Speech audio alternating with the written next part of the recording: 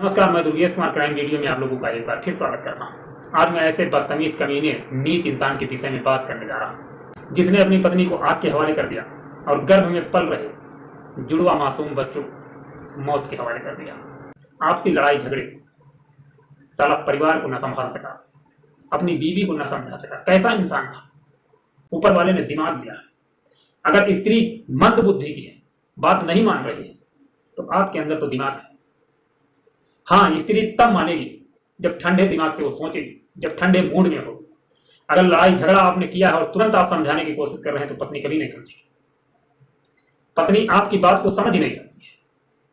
तो पत्नी को अगर समझाना है तो पत्नी को समझाने के लिए बेस्ट तरीका यही है। लड़ाई झगड़ा खत्म होने के 4-6 घंटे बाद आप बैठ करके अपनी पत्नी को समझाइए और देखिए, वो आपकी बात मान जाएगी, समझ जाएगी। लेकिन लोगों का समझाने का तरीका गलत होता है, नजरिया गलत होता है। जैसे ही लड़ाई झगड़ा करेंगे, मारपीट करेंगे, तुरंत बैठ जाएंगे समझाने के लिए। पत्नी इस तरीके से कभी नहीं समझती। इस इंसान के साथ वही होता है। पत्नी को समझाने की कोशिश करता है, लड़ाई झगड़ा करता है, बातों बातों में विवाद इतना ज्यादा बढ़ जाता है कि दोनों लोग मानने को तैयार नहीं होते हैं, मारपीट करते हैं, तोड़ फोड़ मचाते हैं और तुरंत बैठ जाते हैं पत्नी को समझाने के लिए। पत्नी नहीं मानती है और अंततः ये मूर्ख आदमी ऐसा कदम उठा लेता है जो शायद बहुत ही खौफनाक कदम था। ऐसा कदम उठाने वाला इंसान शायद जल्लाद से कम नहीं होता है, शायद एक राक्षस से कम नहीं होता है। आज जो मैं घटना सुनाने जा रहा हूं, ये घटना है पंजाब प्रदेश के अमृतसर जिले के रैया इलाके के बुलेट नंगल गांव की। इस गांव में एक व्यक्ति रहता है जिसका नाम है सुखदेव। उसकी पत्नी है पिंकी। पिंकी बहुत ही खूबसूरत पत्नी थी उसकी, बहुत ही खूबसूरत महिला होती है। इतनी खूबसूरत महिला होती है जिसको जलाने के पहले इसे सोचना चाहिए था कि शायद जीवन में दोबारा ऐसी शादी नहीं होगी और शादी होगी तो ऐसी पत्नी नहीं मिलेगी। इतनी खूबसूरत पत्नी होती है। थंबनेल में आप लोगों ने देखा होगा कि कितनी खूबसूरत उसकी पत्नी थी। लेकिन ये नालायक इंसान, ऐसा कमीना बेहुदा इंसान होता है जिसने शायद सारी मर्यादाएं लांघ दी और ऐसा जुर्म किया जो सुन करके रूह कांप जाती है और इसके करते वक्त हाथ नहीं काटे। कैसा इंसान था। पिंकी 6 महीने की गर्भवती होती है। साला बदतमीज इंसान, इतना नीच इंसान। जब पुलिस इसको हिरासत में लेती है तो ये बताता है कि हमारी पत्नी से हमारी कभी नहीं बनी। लेकिन अगर इससे पूछा जाता तुम्हारी कभी पत्नी से बनी नहीं तो ये गर्भ में 6 महीने के जुड़वा मासूम बच्चे पल रहे थे, कहां से आए? ये बदतमीज इंसान इस बात को क्यों नहीं स्वीकारता है कि हमारी पत्नी से हमेशा बने। लड़ाई झगड़ा हुआ, गुस्सा आया, गुस्सा इतना खतरनाक आया कि खौफनाक कदम उठाने पर मजबूर हो गया। इस तरीके की बातें क्यों नहीं बताता है? शायद इसलिए नहीं बताता है, अपने आप को बचाना चाहता है। लेकिन इस तरीके के बयान दे करके कानून छोड़ने वाला नहीं है। कानून सबूत की तरफ देखता है। आप कितना भी प्रताड़ित रहे हो पत्नी से, आपको कितना भी पत्नी ने प्रताड़ित किया, आपके साथ पत्नी ने कितने भी जुर्म ढाए, लेकिन अगर आपने गुनाह किया है तो सजा आपको ही मिलेगी। ठीक उसी तरीके से सजा इस इंसान को भी मिलेगी, क्योंकि जुर्म इतना सातिर है, क्राइम इतना संगीन है कि शायद माफी का हकदार ही नहीं है। घटना है 19 अप्रैल 2024 यानी शुक्रवार, कल की घटना है। आज शनिवार है, सैटरडे, फ्राइडे की घटना है। अब मैं आपको कहानी सुनाता हूं कि इस बेहुदे गंदे नीच कुकर्मी इंसान ने ऐसा कदम किस तरीके से उठाया। सबसे पहले तो पत्नी से झगड़ा होता है। झगड़ा किसी बात को लेकर के होता है और झगड़ा इतना बढ़ता चला जाता है कि पत्नी भी शायद गुस्से में आग बबूला हो जाती है और पति सुखदेव उससे ज्यादा आग बबूला हो जाता है। यानी कि पत्नी मूर्ख, पति उससे 4 गुना मूर्ख। बात अगर खत्म करनी थी, पत्नी आग बबूला हो गई, शांत हो जाती, 2-4 घंटे बाद नॉर्मल हो जाता मामला। लेकिन ऐसे गंदे इंसान शायद दुनिया में बहुत कम देखने को मिलते हैं। समझदार इंसान शायद कभी ऐसा कदम नहीं उठाता है।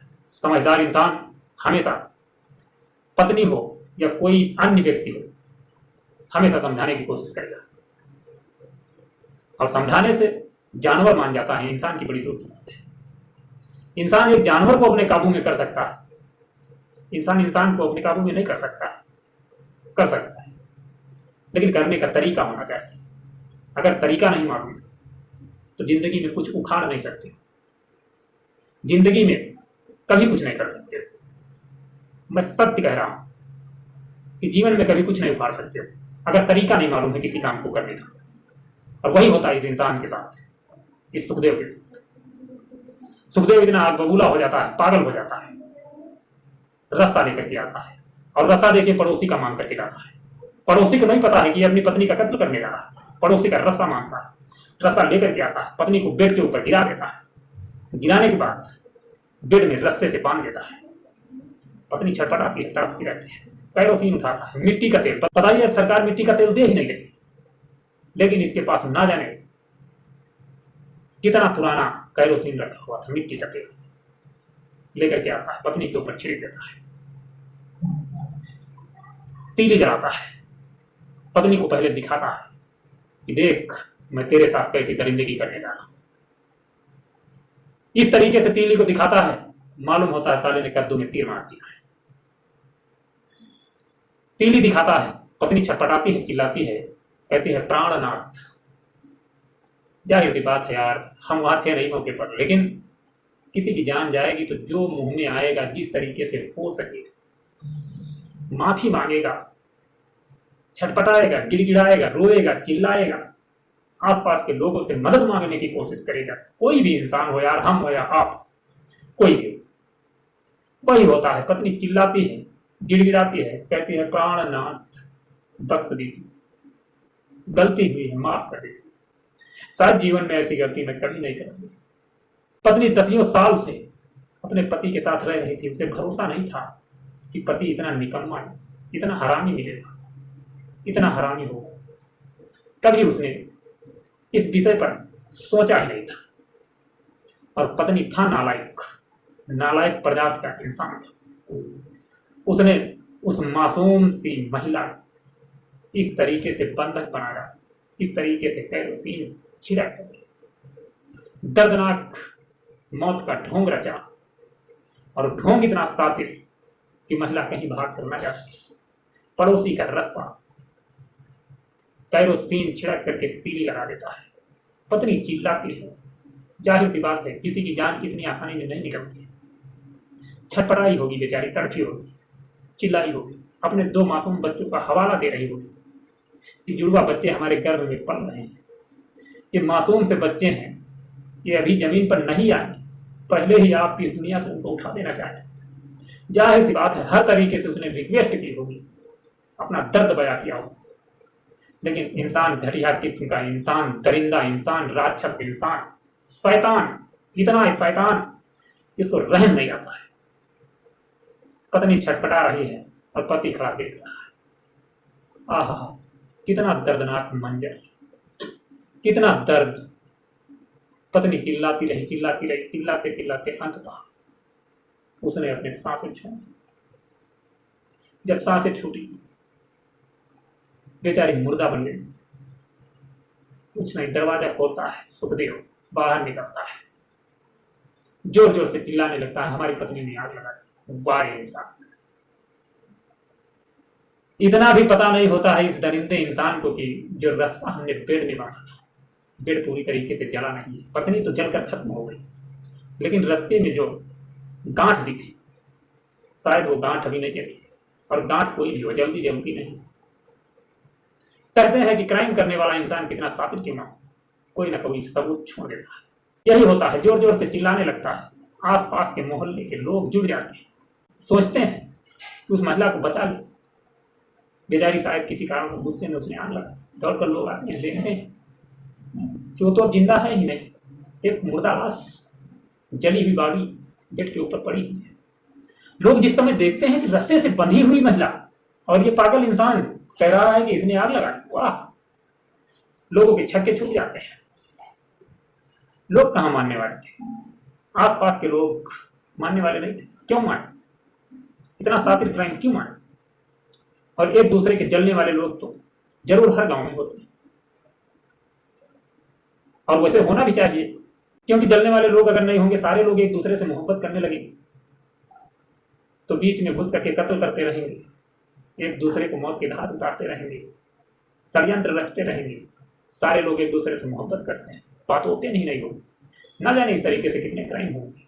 जलने वाले तो होने भी चाहिए। जलने वाले लोग पुलिस को सूचित करते हैं, मौके पर पुलिस पहुंचती है।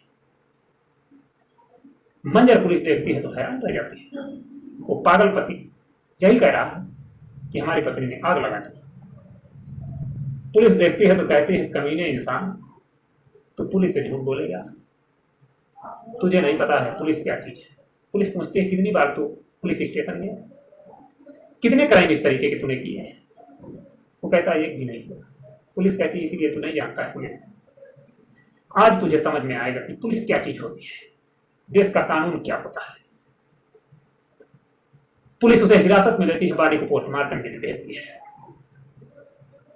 अपने तरीके से पूछताछ होती है, दर्द दिया जाता है, और दर्द देना जरूरी है ऐसे लोगों, क्योंकि जेल जाने के बाद तो शायद अकेलापन महसूस होता है जेल के अंदर, बाकी कुछ नहीं। दर्द पुलिस स्टेशन में मिलता है या फिर पब्लिक के बीच में मिलता है, और ये दर्द जरूरी है। अगर ये दर्द नहीं मिलेगा तो इंसान शायद और पागल हो जाएगा, क्राइम करने से कभी चूकेगा नहीं।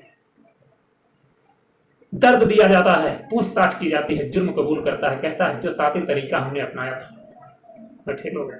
पड़ोसी का नाम लेता है, किसका, मैं 10 साल का, पड़ोसी को हिरासत में लिया जाता है। पड़ोसी से पूछताछ की जाती है, खैर पड़ोसी की कौन सी गलती थी जिसकी वजह से उसे हिरासत में लिया गया? उसकी कोई गलती नहीं थी। गांव में अगर इंसान रह रहा है तो सामान मांग जात करके काम चलता ही है, ठीक उसी तरीके से वो सामान मांग करके लाता है। और सामान मांग करके लाने का मतलब ये तो नहीं कि सामान देने वाले ने गुनाह किया, उसका कोई गुनाह नहीं था, उसे पता ही नहीं था कि आखिर सुखदेव करने वाला क्या है। वो इसी तरीके से अपनी कहानी बयां करता है कि साहब हमने कोई ऐसी गलती नहीं की, बस गलती इतनी है कि हमने रस्सा मांगे दे दी। अब इसके ऊपर आप जो चाहे वो सजा हमें दे सकते हैं। पुलिस भी इंसान होती है, समझदार होती है, कहती छोड़ इसको, गुनाह इसने कबूल कर लिया है, किसी अन्य व्यक्ति को सजा देने का कोई मतलब नहीं है। भाई जो बेगुनाह है उसको प्रताड़ित करने से कोई नतीजा निकलने वाला नहीं है। पुलिस भी इंसान होती है, समझ जाती है, उसे छोड़ देती है। अब इसके ऊपर धारा 302 महिला उत्पीड़न का केस दर्ज होगा। अब वैसे हमें पूरा कानून अच्छे से नहीं पता है, लेकिन हाँ इतना तो पता है कि 302 का क्राइम इसने किया है। कानून अब देखना है क्या सजा देता है। कोर्ट में पेश किया जाएगा तभी पता चलेगा कि इसे सजा कौन सी मिलती है।